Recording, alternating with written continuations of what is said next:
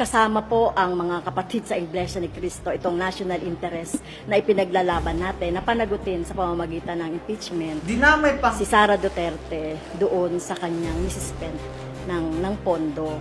Magsama-sama tayo dito dahil apektado tayo dito nararamdaman na natin yung kahirapan na magsilbi sanang itong leksyon sa mga government officials, lalo na yung mga matataas na official, ng tamang paggamit ng pondo ng mamamayan. So, doon po tayo magsama-sama. Hello mga kadunatics! Nako naman! Kinontra, pinalagan ni Franz Castro aka NP ang rally ng INC.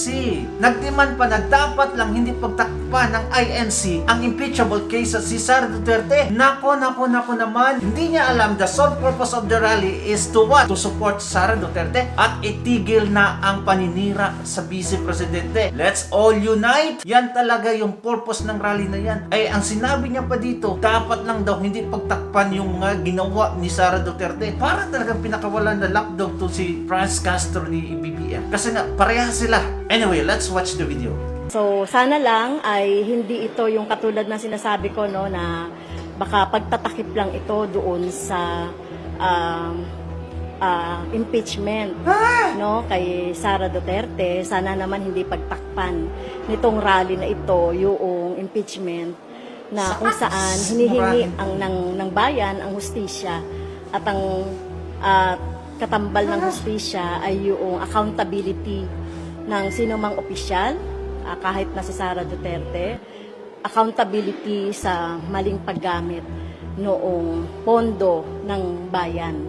No, kasi nung una kasi parang sinusuportahan nito yung pahayag ni President Marcos tungkol doon sa kanyang disgusto sa impeachment. So, kasama po ang mga kapatid sa Iglesia ni Cristo, itong national interest na ipinaglalaban natin na panagutin sa pamamagitan ng impeachment Dinamay pa. si Sara Duterte doon sa kanyang nisispend ng pondo. Magsama-sama tayo dito dahil apektado tayo dito nararamdaman na natin yung kahirapan na magsilbi sanang itong leksyon sa mga government officials, lalo na yung mga matataas na official, ng tamang paggamit ng pondo ng mamamayan. So, doon po tayo magsama-sama. See? Look at that, ha? Gusto niya pa ang lahat ng INC members na magsama-sama para i-impeach si Sara Duterte. Lokong matandang to. Tingnan mo naman, grabe ka manipulative. Ginawang twist yung pagrarally. Instead na in support to cancellation of the impeachment cases, gusto niya ang rally, it's all about impeachment. Dapat ma-impeach si Sara Duterte. Kung makita ko lang ito sa personal, isang, nako. Ang susunod na video na ating panonoodin, tungkol naman sa Administrasyong Marcos, kung paano nila gustong ipatigil yung rally. Let's watch the video. Nakikita ng international lawyer na mas lalong titindig ang taong bayan laban sa Administrasyong Marcos dahil sa ginagawang pagsupin ng kasalukuyang administrasyon sa karapatan ng taong bayan na magsagawa ng peace rally. Narito ang balita ni Carlo de la Peña. Look at that. Hinikayat na international lawyer na si Attorney Arnedo Valera ang sambayanang Pilipino na kondinahin ang ginagawang pagsupil ng Marcos administration sa karapatan ng taong bayan sa malayang pananalita at pagtitipon.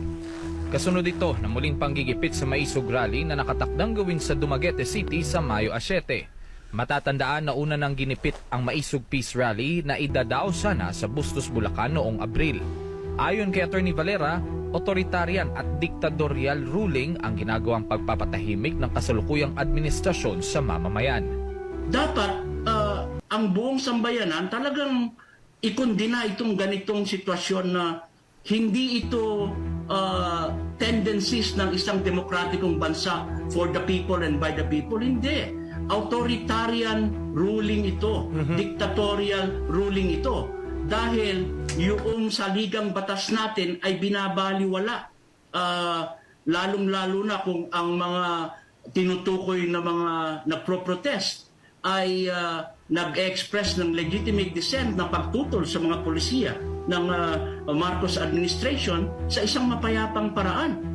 Muli namang ipinaalala ni Valera na ang karapatan sa malayang pananalita at pagtitipon ay hindi pribilehiyo na ibinigay ng anumang otoridad kundi likas na karapatan ng taong bayan na Tama. nakasaad sa saligang batas. Nakatitiyak si Atty. Valera na magkakaroon ng chilling effect ang ginagawa ng kasalukuyang administrasyon. Ang mamamayan ay titindig at hindi yan magpapadala sa takot.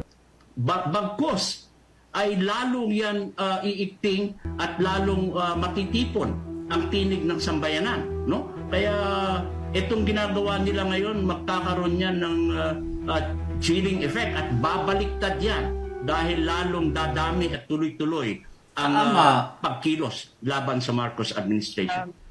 Binigyan din ng international lawyer na hindi pwedeng pabayaan na paulit-ulit na hadlangan ang malayang pananalita at pagtitipon dahil ito ay sumasalamin ng madilim na demokrasya sa bansa. Paggamit ng politikal na kapangyarihan ng local officials na may basbas ang Malacanang upang supilin ang lehitimong disensyo ng oposisyon ay talagang ito ay hindi tatak lang, hindi po ito tatak ng isang lipunang demokratiko, kundi isang tatak. Nako naman! Natatanda ang gustong ipatigil ang peace rally ng INC nung nakarang araw pero hindi napigilan. Hindi lang pala ito nangyari ng isang araw kundi nung nakaraan pang buwan.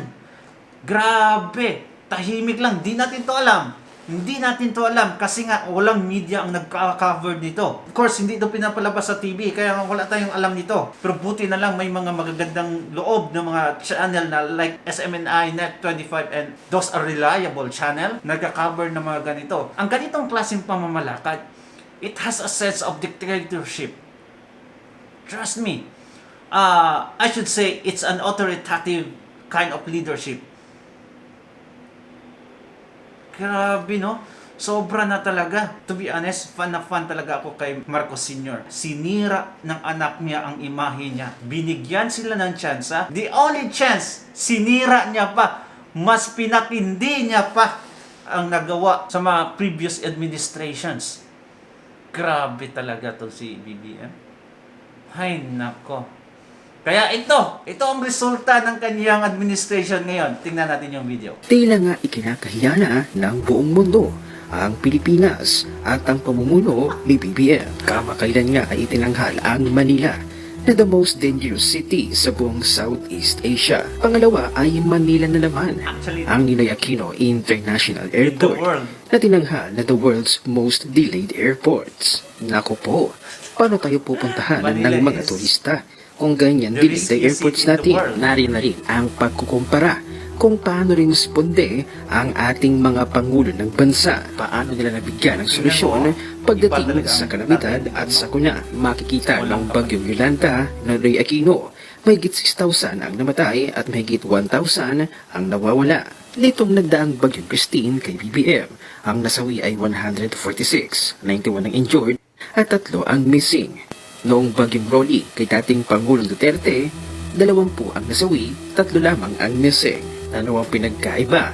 Kayo na ang humusga at lalo namang nawindang ang mga netizens sa naging pahayag ni General Marbil na tila parang okay lang gumamit ng ipinagbabawal na gamot dahil nga nakakatulong daw pampagising sa trabaho. Na-influensyahan talaga to si General Marbil, no? Kaya pala siya ang nasa pwesto ngayon. Kasi na-influensyahan ng Pangulo. Tingnan mo, ang Pangulo ngagba, yung chief niya is...